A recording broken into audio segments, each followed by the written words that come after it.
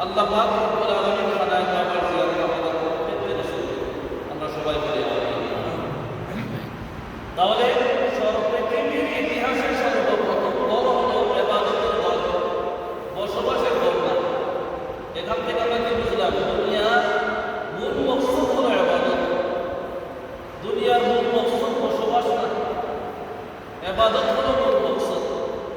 ইবাদত করতে গেলে একটা বসবাসের দরকার হয়, একটু রেস্টের দরকার হয়, একটু বিশ্রামের দরকার হয়, একটু খাওয়ার দরকার হয়, রান্না বাড়ার দরকার হয়। এই জন্য বসবাসের পর একটা বানাই। মূল মকসুদ কিন্তু বসবাস না, মূল মকসুদ বসবাসের ঘর না। আল্লাহ তাআলা সর্বপ্রথম যে ঘর বানাইলেন এটা বসবাসের জন্য, ইবাদতের জন্য, ইবাদতের জন্য। এইগুলো আল্লাহ পাক রব্বুল আলামিনের সর্বপ্রথম ইবাদতের ঘর নির্মাণ করা থেকে আমরা যা শিখলাম, যা জানলাম, পৃথিবীর ইতিহাসের সর্বপ্রথম ঘর আল্লাহ তাআলা নির্মাণ করেছেন মক্কাতুল মুকাররমায়, খানায়ে কাবা নামে যাকে আমরা চিনি, বাইতুল্লাহ নামে যাকে আমরা চিনি। বিশেষ সম্মানার্থে বাইতুল্লাহ তো সব মসজিদ, কিন্তু বাইতুল্লাহ খানায়ে কাবাকে আমরা বিশেষ সম্মানার্থে বলি। এখন দেখি রাসূল কি করছেন। রাসূল মক্কা ছেড়ে মদিনায় হিজরত করে যখন গেলেন, এই রাসূল মক্কা ছেড়ে মদিনায় যাওয়ার পরে আগে বসবাসের ঘর বানান নাই, আগে তৈরি করেছেন ইবাদতের ঘর। মসজিদে কুবা, আলহামদুলিল্লাহ আমি দেখে এসেছি, আল্লাহ তাআলা সবাইকে রহমত করবেন।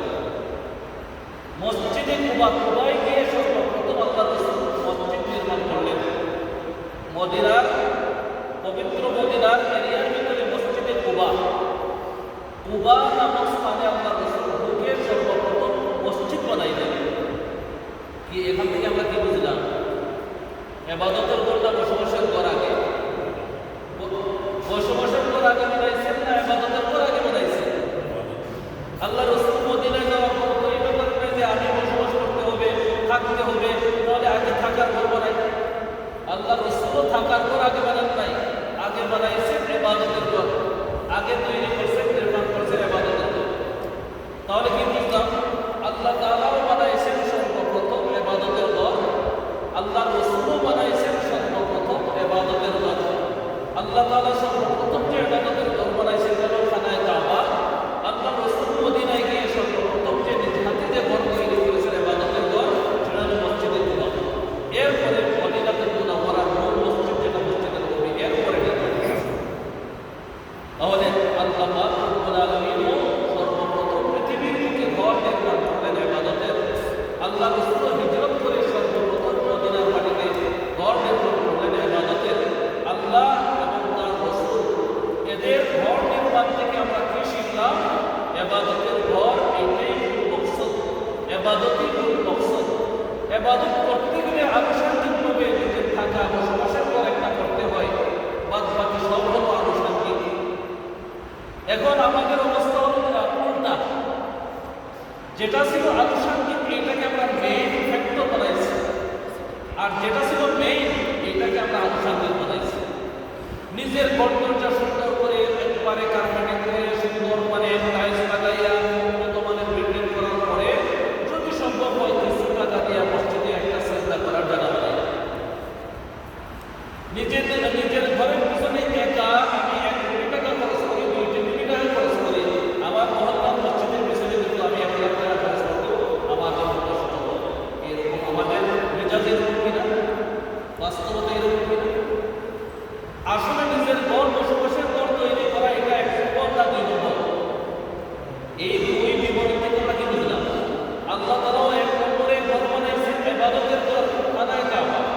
আল্লাহ রাসূলও ঘর বানাইছেন বসবাসের না, 1 নম্বরে ঘর বানাইছেন ইবাদতের ঘর, মসজিদে কুবা। তাহলে আল্লাহ এবং তার রাসূলের মানে আমল যদি, কথা যদি বাস্তবে যদি আমরা আমলে আনি, আল্লাহ পাক রব্বুল আলামিন যে কাজ করেছেন এই কাজের অনুসরণ যদি আমরা করি, এই কাজ থেকে যদি আমরা শিক্ষা নিই, রাসূল তার রাসূল যে কাজ করেছেন এই কাজ থেকে যদি আমরা শিক্ষা নিই, তাহলে ইবাদতের ঘর হলো মূল। এইটার পিছনে আমরা সব সময়ও দেওয়ার দরকার, অর্থও দেওয়ার দরকার, টাকা পয়সাও দেওয়ার দরকার, সময় এটার পিছনে ব্যয় করতে হবে। বাদ বাকি সব হলো আচ্ছা।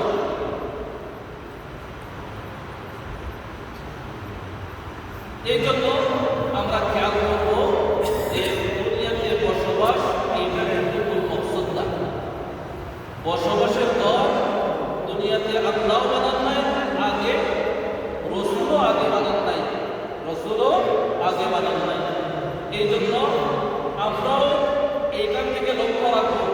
ইবাদতের ঘরকে অগ্রাধিকার দিব, ইবাদতের ঘরকে আমরা অগ্রাধিকার দেব।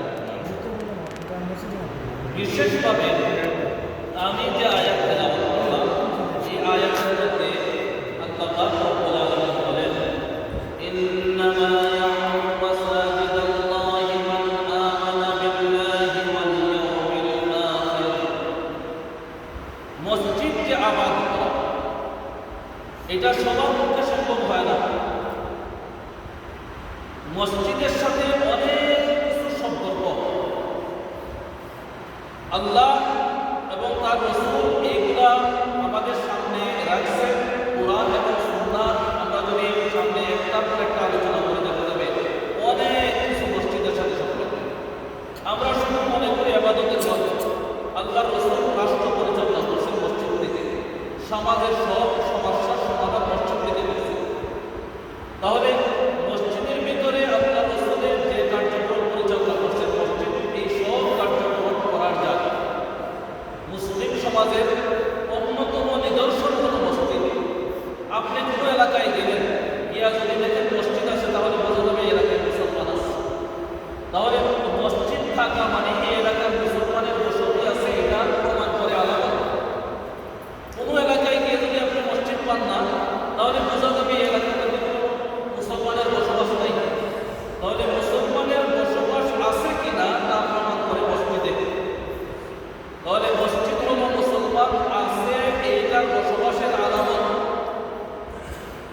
বিশেষভাবে মসজিদ আবাদ করা, মসজিদ এর ইবাদত বন্দেগী ঠিকমতো করা, 5 বেলার নামাজে হাজিরি দেওয়া, জুমাবারে হাজির হওয়া, ঈদের দোয়া মাহফিলে হাজির হওয়া, মসজিদে যে কোনো সময় সুযোগ মতোই হাজির হওয়া, এটা এই সমস্ত এইগুলো হল মসজিদ আবাদ করা। তাহলে মসজিদ নির্মাণ করা, মসজিদের খেদমত করা, মসজিদে ইবাদত করা, এই যাবতীয় যত মসজিদের সাথে সম্পৃক্ত যত কাজ আছে, এই সবগুলো যদি আমরা হিসাব দিই, এটার নাম হলো মসজিদ আবাদ করা। তাহলে একজন মানুষ যদি মসজিদ নির্মাণ করে, তাহলে সে এক পর্যায়ে মসজিদ আবাদ করবে। একজন মানুষ যদি মসজিদে 5 বেলা নামাজে হাজিরি দেয়, তাহলে সে মসজিদ আবাদ করবে। এইরকমভাবে একজন মানুষ যদি মসজিদে সাহায্য সহযোগিতা করে, সে মসজিদ আবাদ করবে। এইরকমভাবে মসজিদ আবাদ করার বিভিন্ন স্টেপ আছে।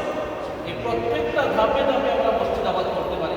মসজিদে নামাজে হাজিরি দিয়ে মসজিদ আবাদ করতে পারি, মসজিদে দান খয়রাতের মাধ্যমে মসজিদ আবাদ করতে পারি, মসজিদের খেদমত করে মসজিদ আবাদ করতে পারি। তাহলে এই সব হলো মসজিদ আবাদ করা। আল্লাহ পাক রব্বুল আলামিন বলেন, মসজিদ আবাদ সবার পক্ষে সম্ভব না। কয়েকটা গুণ যে সমস্ত মানুষের মধ্যে আছে, এরাই কেবল মসজিদ আবাদ করতে পারে। এটা সূরা তাওবার 18 নম্বর আয়াত। আল্লাহ পাক রব্বুল আলামিন বলেন, ইন্নামা ইয়া'মুরু মাসাজিদাল্লাহি মান আমানা বিল্লাহি ওয়াল ইয়াউমিল আখির। যে আল্লাহর ঘর মসজিদ কেবল আবাদ করে তারাই, আল্লাহর ঘর মসজিদ কেবল আবাদ করে তারাই। ইন্নামা ইয়া'মুরু মাসাজিদাল্লাহ মান আমানা বিল্লাহি ওয়াল ইয়াউমিল আখির। যারা আল্লাহর উপর বিশ্বাস করে, তাহলে 1 নম্বর গুণ হলো তাদের আল্লাহর উপর বিশ্বাস।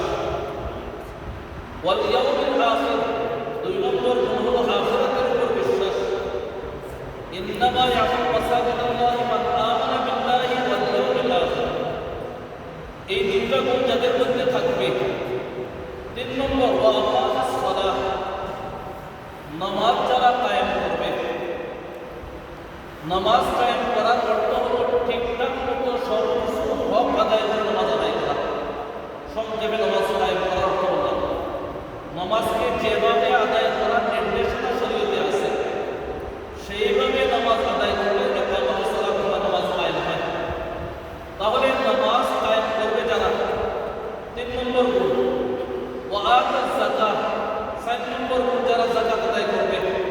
5 নম্বর গুণ ওয়ালা ইয়াখশা ইল্লাল্লাহ, আর আল্লাহ ছাড়া কাউকে ভয় করবে না। এই 5 গুণে যারা গুণান্বিত, তাদের পক্ষেই আল্লাহর ঘর মসজিদ আবাদ করতে পারবে। তাদের পক্ষেই আল্লাহর ঘর মসজিদ আবাদ করতে পারবে, তারাই মসজিদ আবাদ করতে পারবে। এটা আল্লাহ তাআলার পরিষ্কার কথা।